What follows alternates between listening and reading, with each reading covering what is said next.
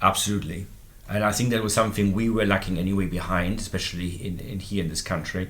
Uh, Online check-in or iPads by check-in or check-out. There's a lot of things also we added. I have to say, also I have to put my hand up. We also added passport scanners now on the front desk, so the guest themselves scans their passport.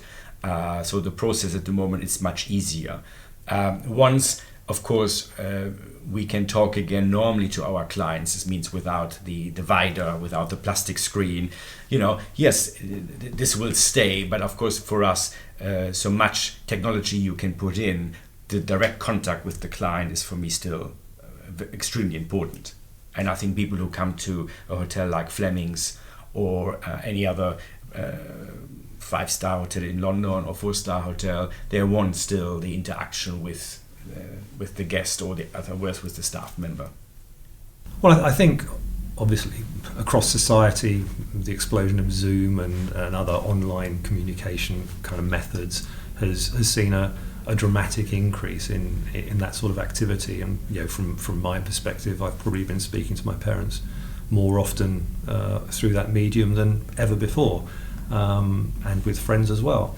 So I think that's very positive, but after a while, from my perspective, I begin to feel that actually it's good, but nothing replaces face-to-face communication. I think that's what we're seeing now as lockdown eases, is people just desperate to get out and meet other people. So I think there may be some changes to how people use that sort of technology, and maybe there won't be as many meetings face-to-face just because it's more convenient and potentially arguably cheaper to do it.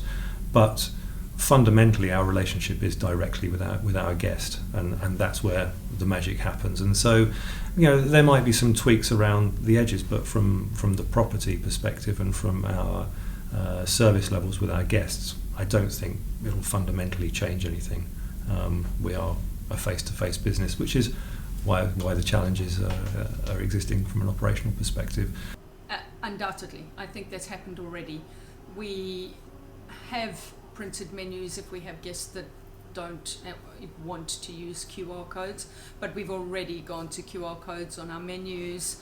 We have invested heavily in ozone cleaning technology so that we're able to guarantee that every single room is virus free. We have invested in an audit system to be able to do that. We've got thermal imaging on the door, all sorts of technology that we would not even have dreamt of 6 months ago, probably even 4 months ago, and suddenly it's going to be very commonplace. So yes, I think technology is integral now.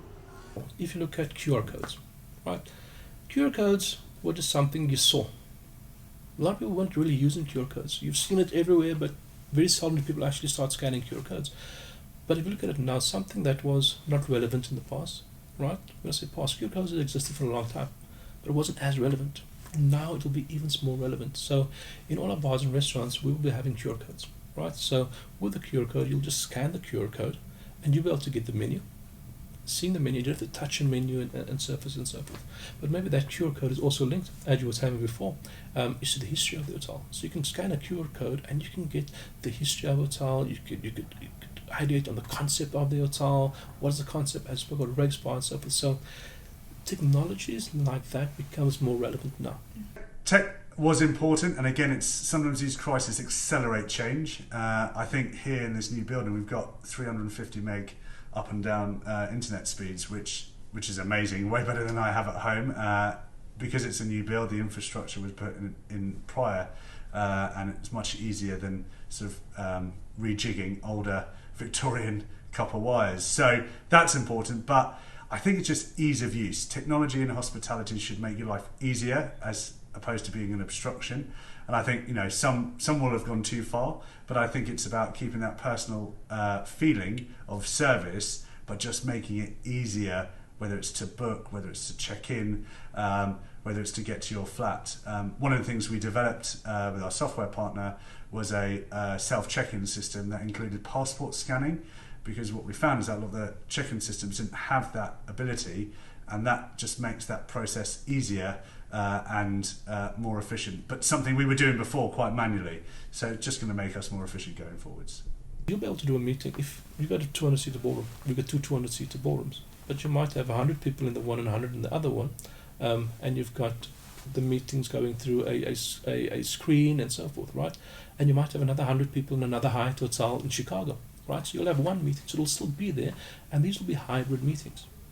But for people to interact and meet face to face, it will still be there, right? But we just have to see of how do we look at our business differently, how do we support technology, and how do we not fear technology.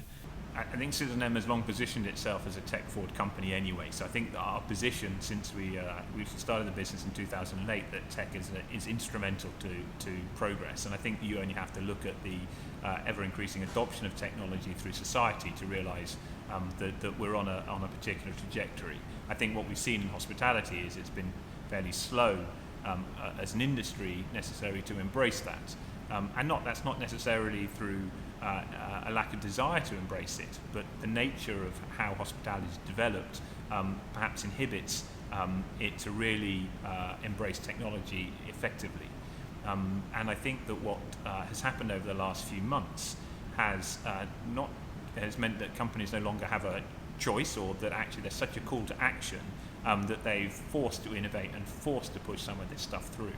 And I think that's really been a catalyst. It's only served to speed up the speed of change. And I think that there perhaps has also been a certain reticence to engage with technology for the sense that it is not in itself service. And what Citizen M's position has always been, and I believe that this is now being borne out, is that using technology to manage process and having people free to engage with people is a really important combination. So therefore we can use technology to remove friction from the experience. We can use it to compensate for having people deliver that process. So you can end up with a much leaner workforce which promotes social distancing, where a guest in themselves is able to own their experience and feel comfortable in doing that.